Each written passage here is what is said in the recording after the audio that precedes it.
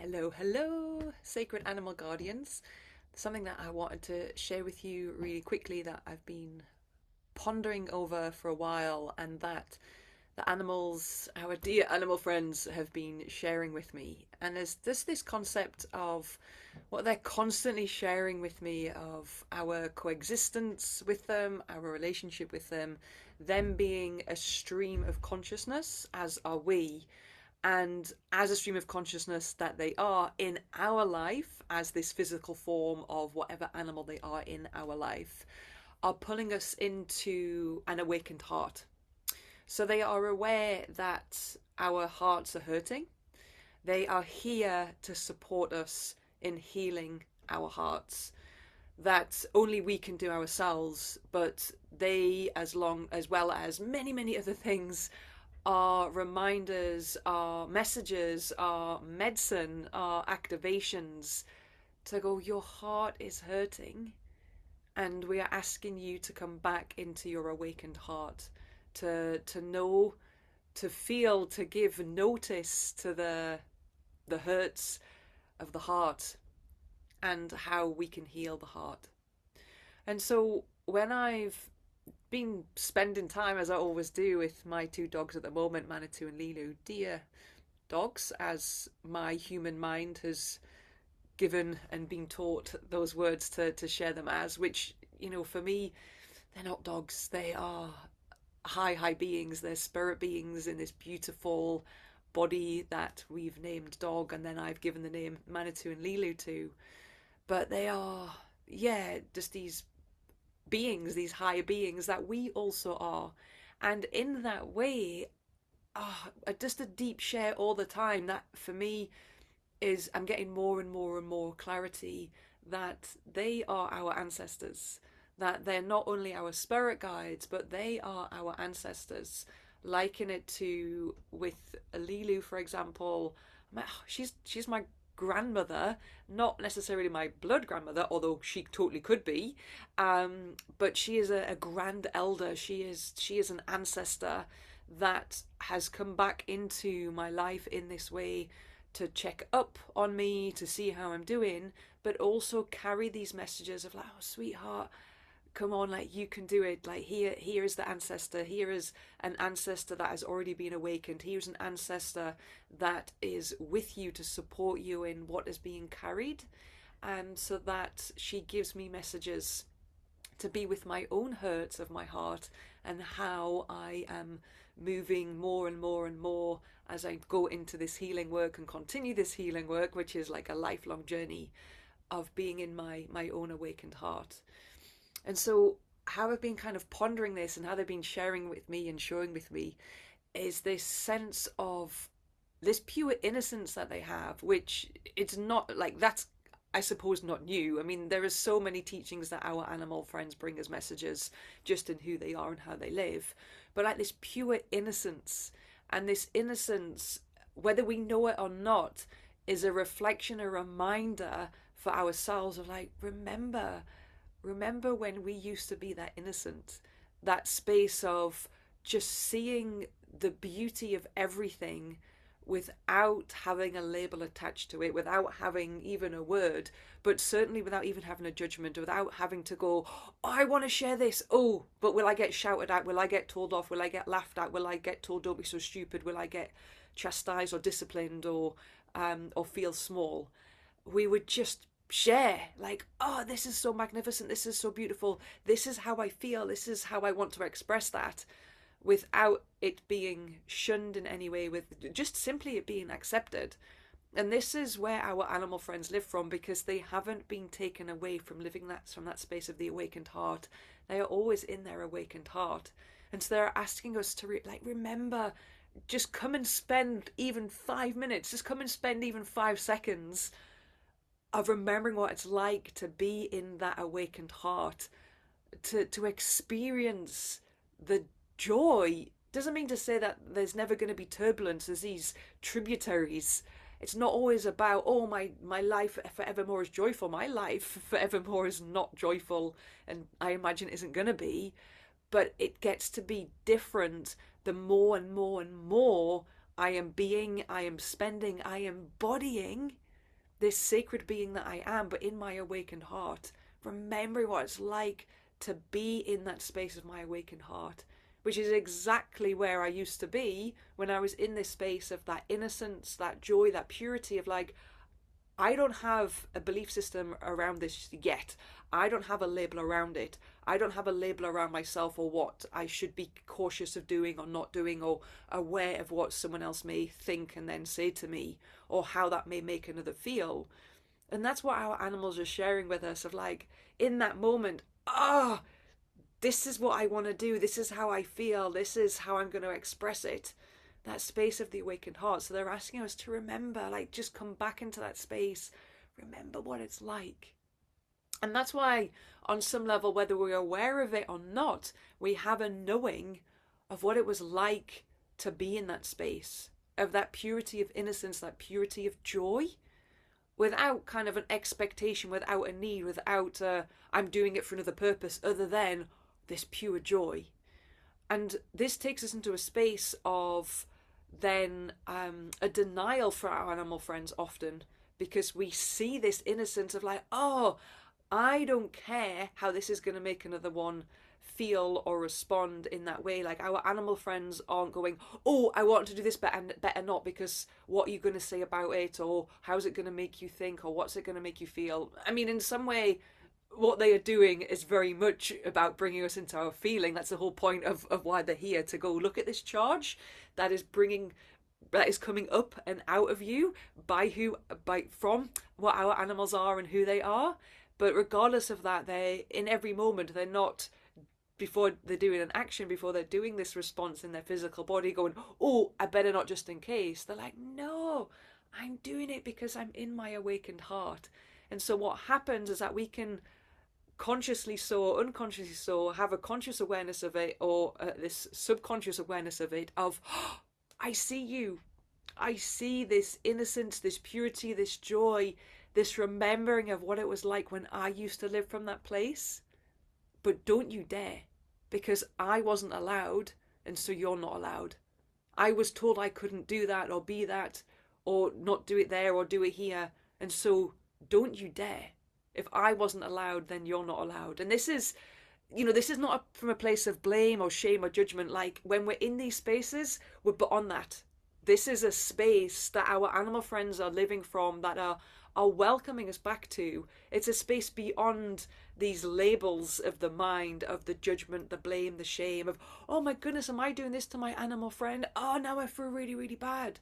Now, the whole point is, if we do feel really, really bad, then that's the charge, right? That's a ribbon. It's a thread that they're offering us, a bit of string to pull on, to go follow it. Follow this bit of string, and where does it lead you to? Of all the times you were made to feel bad, all the times you were made to be judged, all the times you were made to be blamed, and therefore we pass it on to another. And so our animal friends know this. They're like, oh, whilst we're in our joy and our innocence, we are reminding you of this space, of what it was like for ourselves to be in that space of like, oh, I've seen something and it's brought so much joy that I want to express it. I feel in my body the connection to whatever it may be, and I want to share with that. I want to dance with that. I want to talk about it without it being judged, without it being criticized, without it being labeled. But that's what starts to happen. And so we are removed from our awakened heart, where our animal friends haven't left. And this is then what we unconsciously or consciously do to our animal friends. Not deliberately so, and not all the time and not always, but I wasn't allowed to be me, so you're not allowed to be you. And so then in this beautiful way, we kind of try and get them to fit to something that they're not, because that's what happened to us. I'm being told that I have to fit into this thing that doesn't really feel like me. Like, over here it feels a bit like me, and over here it feels a bit like me, but it's not me fully. Now our animal friends are like, no, just be you fully. This is what we're bringing you back to. This is the daily reminder, the daily report of just come back to being fully you. But what that requires is awakened heart. And what has happened is that our hearts carry hurts. There's this saying of, we're not worthless, we're wounded. So the animals share with me all the time, like, sweethearts, you are so worthy. You are so worthy. but the heart is hurting. Your heart is carrying hurts. And that's what they're bringing us back to so beautifully, not just to the animals that they are, but our animal friends are our ancestors. Like they're here with us, inviting us to not only connect with the ancestors, but also do ancestral work with them. To be with them, as I say, like imagining our animal friend if they were our grandmother. And I don't necessarily mean our biological grandmother, I mean this sacred essence of a grandmother. Like we are tribal people in our core, in our soul, in our bones, in our blood. We are tribal people. And as a tribal person, as a tribal being, we would know of that grand elder that holds that wisdom of, I'm hurting right now. I'm going to go to the grandmother, the grandfather, the grand elder. I'm hurting right now. I've experienced this. I am sad. I'm sorrowful. And this is who our animal friends are, visiting us. Yes, as a spirit guide, also an ancestor. And when they transition, this work continues. They're transitioning and go, we're still an ancestor. We're pulling you into this space, being embodied in who we are in this time as the physical being we are. But that connection of communication and relationship with the unseen in all these ways, including our ancestors. Like the work that we are here to do for what we carry, not just in ourselves and our own hurts, but through our ancestors, through our blood ancestors, through our soul ancestors, the things that we've been before with our animal friends in different ways, in different forms, in different lifetimes, lifestyles, in different lives. And so when they transition, this is their ultimate way of going, we're bringing you into awakened heart. This is our activation for you, which I'm dropping is like a little pebble in a big, big ocean. This is deep. This is, it's not necessarily complex. It needs spaciousness. It's something to explore and explore and explore as we explore, coming back to awakened heart, coming back to awakened heart, coming back to awakened heart. Reminding ourselves that when I pay attention to my animal friend, when I notice my animal friend, when I'm contemplating my animal friend, that they are living from that awakened heart, that they are my ancestor. And so how would I be with them as an ancestor? How would I see them as a sacred being, as a sacred ancestor that carries information for me, that carries medicine, that carries teachings of coming back into awakened heart, all the way back to how we began this life and how we began life. In that space of being in a body and being in an awakened heart that didn't carry a hurt to begin with, or did carry a hurt, but the heart was so open and awakened that it was like, it's okay.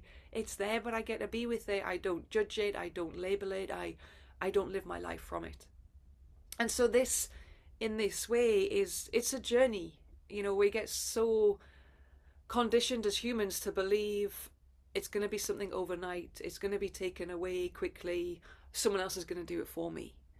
Our animal friends are in our life, not to do it for us, but to bring it forward for us so that we can do it ourselves, but from a space of the support that we know we have, the support that we trust that we have, not just from our animal friends, but then the wider circles of support, of allies, of kinship, of friendship that are here to support us. To go, these hurts are there, these hurts happened, but these hurts are blocking and sabotaging the way that we can live from, the way that we can know life in who we are as a divine being, embodied into this sacred body that we are in, to bring this divine into this space and to experience divine from this space.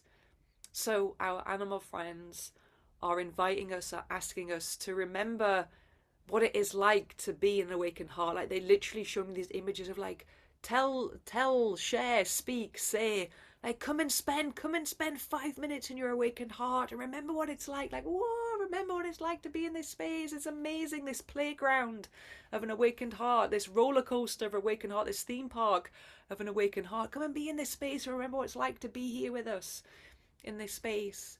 And when we notice that in them, as I say, we notice it consciously and unconsciously, then we remember what it's like to remember that innocence and that purity of like, oh, when I see my animal friend, I see myself in them. I remember that purity of Isla, that innocence, that like I don't have any label, I don't have any blames. I'm just being. I remember what it was like to be in that space and how beautiful it was, how how freeing it was, how soft it was, how loose it was. But then things happen in my life where I got told, no, you're not allowed to be that. You've got to be this. You can't do that. You have to do this. And so then, as I say, we then deny it with our animal friends, not deliberately so, not intentionally so, or maybe sometimes we do. We've got, I was not allowed, so you are not allowed. And we see this in all walks of life. We do it to others as well. We also do it to our animal friends, and they're fine with that because they're like, hey, we're here as part of that. We understand, because as a being of consciousness that has chosen to come into your life in this moment to remind you to be in your awakened heart, we get it. We get it. We know that there's going to be these restrictions. We know that you're going to put these rules onto us. And at the same time, that's what they're reflecting back to us. Of, no, these rules were put onto you. That at some point and some points in our lives, we were told, you can't be that. You're not allowed to be that. And so, as I say, that's what we do with our animal friends. I wasn't allowed to be fully me. I wasn't allowed to be freely me. I wasn't allowed to be whole me, my expressive me in all these ways, in the divine being that I am, in the divine creative sacred soul that I am, to express in all these ways. Bit by bit by bit, I was, no, not that, not that, not that. So if I'm not allowed, you're not allowed. And then that's why we try and mold our animal friends to be something that they're not. Like, I don't like it when you do this, I want you to do that. I wasn't allowed to be this expressive, so you can't be that. Whereas all the while they're going, no, this is beyond that. When we're understanding and seeing or just contemplating for a millisecond who our animal friends are really, who they are as an embodied being really. We're beyond the blame, the judgment, the shame, you can't, we're beyond all of that. And we are exploring it together as we are remembering. We're exploring it together to go, wow, just be patient with me. Thank you for your patience. Thank you for your understanding. I'm remembering. And we've got so conditioned that we are quick to forget, and it's a walk to remember. And our animal friends are like, yeah, don't worry, like, we'll do that with you. That's why we're here. And we're here also as an ancestor to go, we get to do this together, because as an ancestor, we have also brought things to you that are carried within you that we get to explore together. And ultimately, when they transition, for them, like, transition is also one of their best friends. The consciousness of transition, the consciousness of death. They're like, oh, hi to you again. I haven't seen you in a while. Yeah, let's go. So they don't see it as anything else as the continuation of our lives together. So it's a friend for them going, oh, it's time now. We have got to where we're supposed to get to in this space of that thread that we're following for what is then to come forward in a way that we will eventually know, not necessarily from the thinking mind. The thinking mind wants to know immediately. I need to know so that I can feel safe around it. I need to know so I know. But again, we're on that now to go, in some way that some way I'll find out, in some way that I don't know but will come, in some way that I also do know because my soul knows, that my animal friends transition. And, when they transition, yes, they do ask it to be honoured. That's why I teach that, of like, how do we honour our animal friends when they transition, because they're sacred beings. This is a really sacred event for them and also for us. But when they transition, it's perfect timing. How they transition, where they transition, and everywhere what that transition is this beautiful medicine to go, this is a deep awakening of the heart. This is a deep message, an invitation to go, come and awaken your heart. That yes, we can only do for ourselves, but we're not supposed to do on our own. And That's why I create these spaces, to be with you and your animal friend so that we can explore this together, because it is an exploration. But what I wanted to share here is the reminder of what we see in our animal friends is that innocence, which makes us go, oh, I remember what it was like to be that. And actually, I really miss that. I really miss being that, in that space of just, oh, wow, everything is just so incredible. Even when these sorrows come, because we get to be with sorrows in a very different way, because we get to be with the sorrows from an awakened heart rather than a hardened heart. We get to be in this space of sorrows in a heart that is open, rather than a heart that is carrying another hurt and that just places it there. We get to be with it. And that is a dance in itself. So we see this innocence that reminds us of ourselves, that we see in our animal friends, that we go, oh, I wish I could be that again. And we can. And then we kind of consciously, unconsciously go, oh, I wasn't allowed to be me, so you're not allowed to be you. So therefore, that's why I expect you to be this, or that's annoying, or don't do this. So I'm now being told this is what you should be doing, and you shouldn't be doing that. And then we can go, no. We're in a different space now. This is a continuation of a life journey. This is a continuation of our life cycles together, of what I am here to learn about being in an awakened heart, how my animal friends are in my life to pull me back into that space, constantly observing, what is a charge there that my animal friends brought? What are they making me feel now, to remind me of the things that were denied in myself and that I also denied, and also to see them as an ancestor. Wow, thank you. Who are you in my life that have come in this form of the animal that they're in? But beyond that, you are an ancestor that's leading me back to awakened heart, that's leading me back into an awakened heart that knows sacred ground, that's leading me back to sacred ground that I can only access when I'm in the awakened heart, to know the totality of existence, infinitely so. This wider existence that, yes, I am pulling in as I am the human Isla right now, and I get to be with the hurts and the sorrows and the joys, I get to be with it all. And then when my animal friend transitions, how I recognize that as a deep, deep awakening,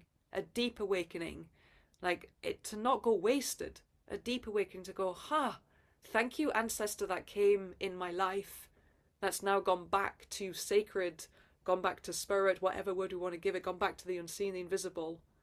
But you continue to be an ancestor, a spirit guide that I just work in this way now, that is pulling me even deeper into my awakened heart, and therefore back to myself, to go, these are all the things that I am, and I'm living from my heart, not from blame, not from shame, not from judgment, not from comparison, not from like, oh, I'm better than anybody else.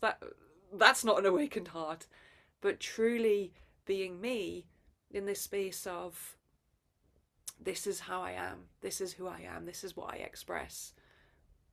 What our animal friends are leading us back to, reminding us of the time we were separated from self, separated from sacred, separated from our awakened heart, and how we try and prevent them, and they're just like, we're always sacred. You can prevent as much as you want, but we are always rebounding back to the awakened heart. We are always rebounding you back to the awakened heart, to be with the hurts that the heart carries, so that we can heal what the heart carries and be in that space, and knowing that this is also what their transition is, that it's a continuation of our work together with them, and our ancestral work, our connection to ancestors, our connection to unseen, our connection to the more than human, the more than physical realms that are supporting us and that are working with us